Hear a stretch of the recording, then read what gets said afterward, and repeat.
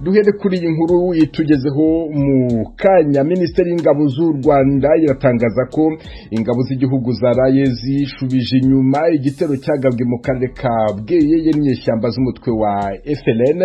Itangazo ryashyizwe ahagaragara kuri wa mbere riravuga ko bateye bari baturutse ahitwa Gicurashyamba muri komine ya Mabayi mu Burundi, bakinjira mu Rwanda bambutse umugezi wa Ruhwa, bakinjira muri serire ya Nyamuzi ku murenge wa Rwamisave mu Bweyeye.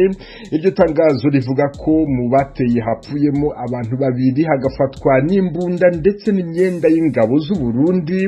Rivuga ko abandi basubiye mu ishyamba rya Kibira aho bafite ibirindiro. Ijwi rya Amerika yagerageje kuvugisha umuvugizi w'ingabo z'u Rwanda, yemereye mugenzi wacu Temistocle Mutijima ko baza kuvugana. Iyi nkuru turayibagezaho ku buryo burambuye mu makuru yacu ataha. Mu Burundi kuri wa mbere hatangiye inama izamara iminsi 5, inama ihuza ibihugu 11 bya Afrika yo hagati yateguwe n'urwego rw'umuryango w'abibumbye rushinzwe amahoro n'umutekano mu karere ka Afrika yo hagati. Abitabiriye iyo nama bararebera hamwe ibibazo by'umutekano, amatora n'imigenderanire muri ako karere. Inkuru irambuye Pierre Claver niyo nkuru. Kuri uyu wa mbere hatanguye ihuriro ry'abahinga bategura ibizoganirwa ko muri iyi nama ihuza intumwa z'ibihugu 11 vy'akarere ka Afrika yo hagati. Umubonano w'abashikiranganje b'imigenderanire canke intumwa zabo utegekanijwe ku munsi wa 4 no wa 5 w'indwi. Ibihugu byose vyarungitse intumwa muri iyi nama. Ivyo navyo ni Angola, Uburundi, Cameroon, Centrafrica, Congo, Republika Iharanira Demokarasi ya Congo, Gabon, Guinée Equatoriale, u Rwanda, Sao Tome Principe na Chad. Ivyo bihugu byose bihurira mu mugwi w'amaho wa ONU ujejwe umutekano mu karere ka Afrika yo hagati wiswe Comité consultatif permanent des Nations Unies chargé des questions de sécurité en Afrique centrale. Mu myaka 6 iheze kuva haduka imvururu za politike n'ijyambere Burundi bwakira inama nk'iyi ihuza ibihugu by'akarere n'intumwa za ONU. Umunyamabanga ntayegayezwa mu bushikiranganje bw'imigenderanire y'u Burundi n'amakungu Isidore Ntirampeba avuga ko ari ikimenyetso gifadika ko amahoro n'umutekano byasatsagaye mu Burundi. Baravyiweje baravuga bati oya reka dusimbire Bujumbura kuko havugwa neza, hayagwa amahoro, hari umutekano.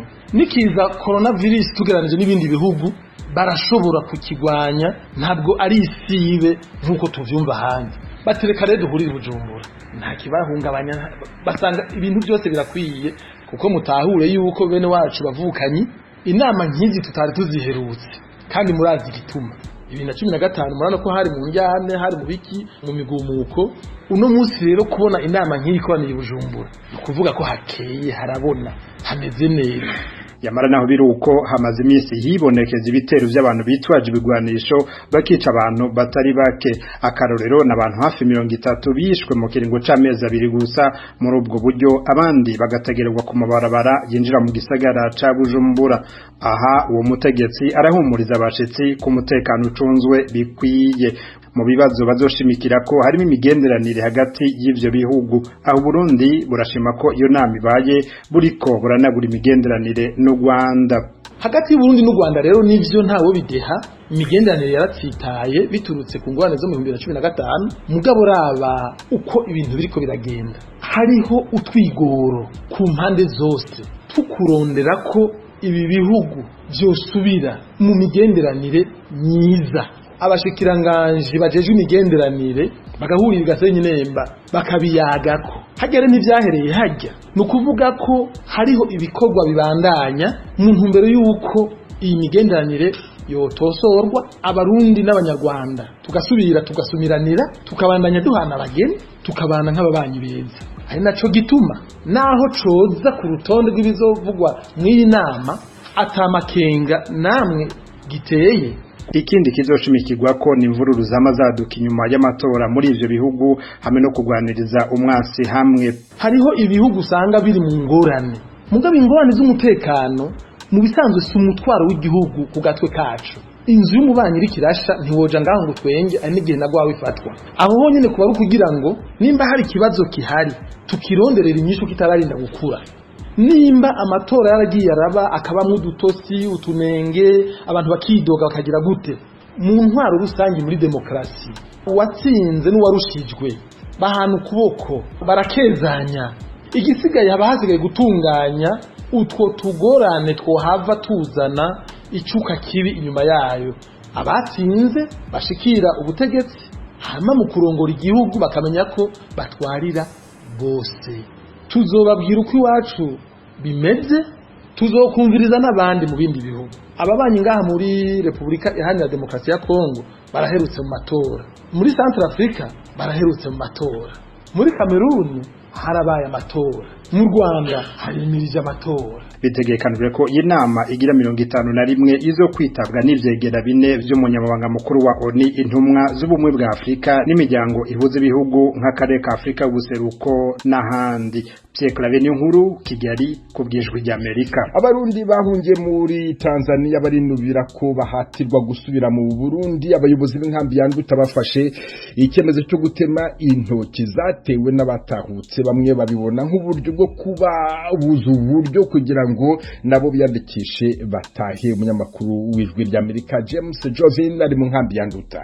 Impunzi z'abarundi ziyandikishije ku bushake bwazo zitahukanwa burindwi kwa kabiri no kwa kane, abarenga 500 barataha burindwi mu bitigiri dukura mu biro by'uruja n'uruza. Kibazo nuko abarongozi b'ikambi ya Nduta batanguye gutema ibitoke bisigwa n'abariko baratahuka. Gikorwa cyo gutema ibitoke byo batahutse mu ndwi heze cyabaye ku wa gatandatu no kuri uno wa Mungu itariki 23 z'ukwezi kwa gatanu. Utahutse wari we wese ibiterwa vyiwe harimwo ibitoke baca babitema bakongera bakabomora inzu yahora bamwo, aho boyihaye abasigaye mu nkambi baba mu nzu zimaze igihe kirekire zidasanuye kandi zishaje. Abasigaye mu nkambi ya Nduta babajwe cyane n'uwo mugambi. Ubuzima babayemwo muri iki gihe ubona yuko ari ubuzima bukomeye cyane kandi badakundwa na leta ya Tanzania kubera itagikurikiza amategeko agenga impunzi nkuko bisabwa naho itavyemera. N'igitoke ni mu marayika kandi kizohembura n'undi kararengana no hanyuma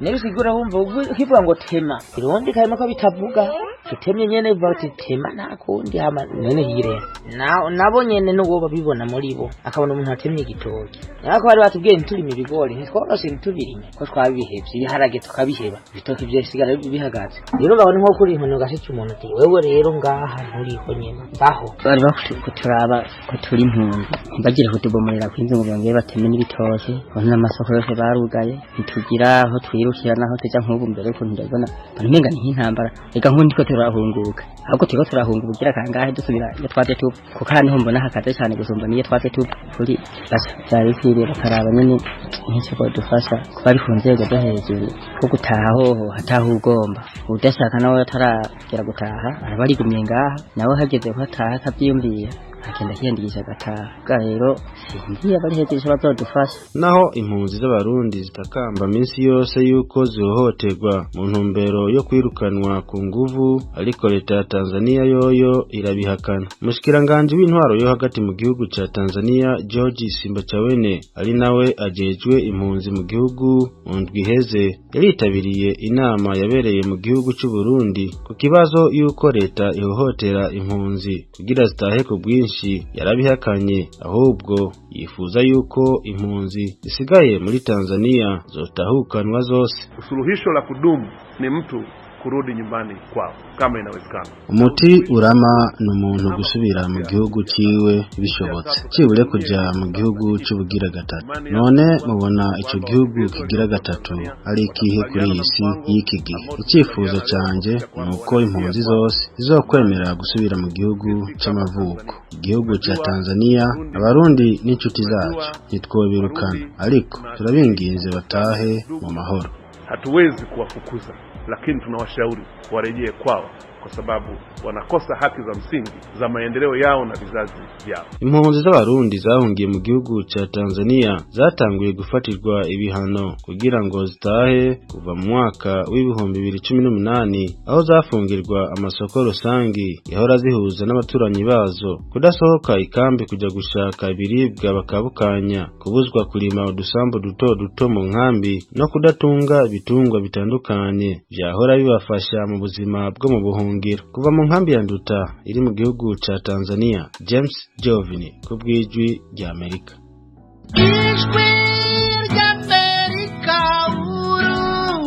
mbere wa mbere uri Gitego.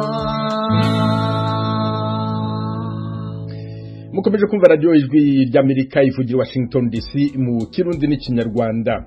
Abanyekongo bagera ku bihumbi 7 bari bahungiye mu Rwanda ejo ku cyumweru basubiye iwabo, bari bahunze bakiza amagara kubera ukuruka ku kirunga Nyiragongo. Abanyarwanda nabo baturiye icyo kirunga mu duce tw'imirenge ya Rubavu na Cyanzarwe batangiye gusubira mu ngo zabo. Umunyamakuru w'ijwi ry'Amerika Jean Baptiste Ndabananiye yavuganye nabo. Ngena no ubwoba burarangira kuko ndahageze nzanga bigicumba. Urumva nyine n'ubwoba nyine ndurukumva si. Ubu ngize ngo bigeze hariya ndurukureba ko ubwoba bukirimo si. Ubwoba burimo. Ubanza ni Emmanuel Twagirimana wo mu mudugudu wa Rutagara mu kagari ka Rukoko mu murenge wa Rubavu. Undi yitwa Celestin Musekura wo mu mudugudu wa Bisizi mu kagari ka Rusigari mu murenge wa Cyanzarwe. Aho Twagirimana avuze ageze agasanga hacumba naho igikoma cy'ikirunga cya Nyiragongo cyagarukiye gitemba gituruka kuri Nyiragongo. Aha hantu ijwi rya Amerika yahageze kuri iki cyumweru mu masaa 6 twasanze icyo gikoma cyahindutse amabuye y'amakoro. Gusa cyari kigishyushye kuko wagihagararaga iruhande umwuka w'ubushyuhe ukakuzabiranye. Twasanze ibintu byose icyo gikoma cyasanze cyari cyabitsinzuje. Nta washoboraga kumenya ko higeze ibiti, intoki, ibijumba n'ibishyimbo. Twagirimana na Musekura twaganiriye mu gace ka Rutagara gatuwe kanacururizwamo. Ni nko ku kilometero nka 1 cyangwa 2 uvuye iki gikoma cyahagarariye. Ibyo bihirimye Musekura agize ati ahubwo ngize ngo bigeze hariya ni urukinga rw'amakoro rwari ruhiritswe n'umutingito uri guterwa n'iki kirunga. Twese twari dukwiye imishwaro dutekereza ko ari cya gikoma kitugezeho. Usibye abanyekongo batuye mu mujyi wa Goma bahungiye mu Rwanda, abaturiye iki kirunga barimo abo mu mirenge ya Rubavu na Cyanzarwe nabo bahunze amazu bajya hano ho ku misozi nk'uko bitangazwa n'aba bavuganye n'ijwi rya Amerika muri Rutagara. Navuye mu rugo cyari igihe cya saa 12 ngira ubwoba kurya birananira. Twese twaraye kuri kaburimbo ku muhanda wa Rugerero, na n'ubu umudamu n'abana baracyariyo ubwoba bagifite, ntabwo twari turakarya. Byacanye twiruka tujya mu musozi. Jean Claude Bazimaziki wo mu murenge wa Rubavu yabwiye ijwi rya Amerika kuri uyu wa gatandatu mu masaa 3 z'ijoro ko hari abantu bo mu murenge wa Rubavu bamucaga hari benshi bahungiye ku musozi. Abari gongana abaho mu Rutagara n'ahantu hitwa Bisizi mu murenge wa Rubavu. Ndi mu muhanda harimo abantu benshi n'ijana nabo bararenga. Florentine Nakundumfasha ni umunyekongo kazi wari wahungiye mu Rwanda. Kuri iki cyumweru mu masaa 5 yarasubiye iwabo. Gusa yavugaga ko gifite ubwoba. Aragira ati twitegereje ikirunga tubona umuriro mwinshi, niko guhita duhunga twiruka. Twari tutararya n'umwana wanjye namubuze sinzi yari kuruka kw'ikirunga byadutunguye, ntabyo twari twarabwiwe, nibyo turafite ubwoba. Abavuganye n'ijwi rya Amerika bo mu Rwanda nabo bavuze ko batunguwe n'iruka ry'iki kirunga. Brida Nyirakageshi we n'umunyarwandakazi ufite umuryango we mu Rwanda mu murenge wa Rubavu ariko ucuruza ibishyimbo mu Rwanda abikuye Igoma ari naho abarizwa. Mu masaa 5 nawe yaratashye ariko nawe agifite ubwoba. Naje ndi kuvurura nk'abandi turi kwiruka. Hanyuma kusuriyeyo abana babaho baterera mumbwire. Ndi kumva ubitewe no kureba abana bari gupfa nabwo kandi ari cyo cyari kibatunze kugira ngo nkore nawe babeho. Ubwo kongera kwicaraho narindi umutima na muri nturatuza. Cyakoze Ali Bashir Ismail na mukuru we Jean Marie Twiringirimana b'abanyekongo bavuga ko nta bwoba bafite. Harabanza Ismail. Ubu twizeye ko byashize kuko turi kubona ko byapfungutse. Nyine abantu bose barirukanza aho byatangiriye, tubonye abantu ko bashizeyo, natwe tubonye ko bitangiye kutugeraho turiruka. Twirukanse mu ruvangitirane rw'abantu turi kuva turapfuye. Bwabwo ntabwo hari igihe kitakongera kugaruka kubera Imana nibishaka. U Rwanda rwari rwacye abanyekongo bakabakaba 7,000. Abanyekongo 110 muri bo barimo umugore wabyaye uri mu bitaro bya Gisenyi bari banze gusubira iwabo ku gicamunsi cyo kuri iki cyumweru kubera bagifite ubwoba. Dr Dinye Rwabuhungu ayobora ishuri rya Mine na Geologie muri kaminuza y'u Rwanda amaze imyaka 30 yigisha iby'amabuye y'agaciro n'ubuzima bwo mu nda y'isi. Avuga ku birunga byo mu Rwanda bivugwa ko byazimye. Rwabuhungu yagize itabwira abashakashatsi n'abaturiye ibirunga. Sinakubwira ngo ibyahagaze nago bizongera burundu, nago byakwaka mu munsi umwe. Tumvikane neza bitaza gutera abantu kugira ubwoba. Muri Norvege hari kirunga cyamaze imyaka 800 kitaruka, hanyuma umunsi umwe kiraruka. Tuvuga ngo kirasinziriye. ntabwo tuvuga ngo kirazimye, ni abantu babiri b'ingenzi. Hagomba abashakashatsi babizi kandi babikoramo n'ubuyobozi bwegereye abaturage ushobora kubabwira ari ngombwa ko bimuka bakimuka bakakiza amagara. Kenshi nuko scientifique ibwira abayobozi niwe bagihaye agaciro, icyo gihe niho haba ikibazo. Byakabaye byiza ko bataturana n'ikirunga, ariko ubu barahatuye, nta kundi wabigenza. Hari urwego rwo muri Kongo rwari rwaravuze ko iki kirunga cya Nyiragongo kizaruka mu myaka 4, ariko kirutse nta numwe urashira. Kuri Dr. Rwabuhungu, iryo si ikosa ry'urwo rwego kuko nubundi biba ari ukugenekereza, ahubwo inshingano y'ubuyobozi ni uguhita butangira kwitegura icyo kibazo bukikimenyeshwa. Biravuga ko iruka ry'iki kirunga ryangije ibintu bitandukanye muri Kongo, naho mu Rwanda agace kakozweho na kangaka ka Rutagara, kuko mu kwitegereza twasanze hagomba kuba hangiritse imyaka yariri kuri hegitari zirenga 50. Ba nyiri iyo myaka bararira yo kwarika. Mu rwego rwo gushaka icyo ubuyobozi bwa Rubavu buvuga kuri ibi bibazo, twahamagaye umuyobozi w'akarere ka Rubavu Gilbert Habyarimana, ariko ntiyafashe telefoni. Gusa tuzakomeza gushaka ubuyobozi bwa Rubavu kuko hari ibibazo abaturage bifuza ko bibonerwa umuti.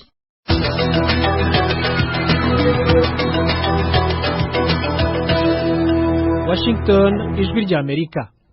Amakipe agomba kwinjira muri kimwe cya kane kirangiza mu irushanwa rya Basketball Africa League ririmo kubera mu Rwanda aragenda amenyekana buhoro buhoro. Amakipe yose kandi akeneye abafana ndetse akabashakisha ku buryo bwose bushoboka. Jean Claude Munyandinda w'ijwi rya Amerika ari mu banyamakuru bakibakurikirana iri rushanwa umunsi ku wundi. Jean Claude Munyandinda wiriweho. Mwiriwe neza Veniste, amakuru yanyu? Tumeze neza, ndizera ko namwe mumeze neza aho ngaho i Kigali habera irushanwa rya Basketball Africa League. Amakipe agomba gukina kimwe cya kane kirangiza arimo kugenda yiyongera umunsi ku munsi. Ayo makipe amaze kuba ngahe Jean Claude? Ayo makipe ni atandatu Veniste.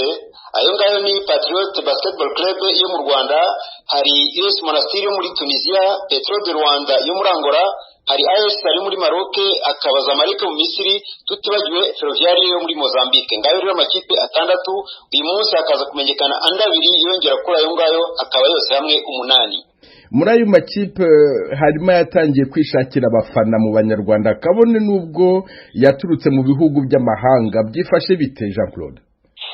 Muri ayo makipe n'icyo koko twavuga nka Petro de Rwanda yo muri Angola, iyi ngiyi usanga hari abasore n'inkumi baba barimo kwiyongeza bavuga bati oye Petro de Rwanda. Abo basore rero n'izo nkumi icyo twabashije kumenya ni uko baba baragenewe akantu cyangwa se agashimwe runaka, muri make bakaba bari ku kazi ko kogeza ikipe bakishima bayogeza, ari nako ku mufuka wabo binjiza akantu. Uko ni ukumenya kwihangira imirimo. None gahunda y'uyu munsi kuwa mbere iteye ite?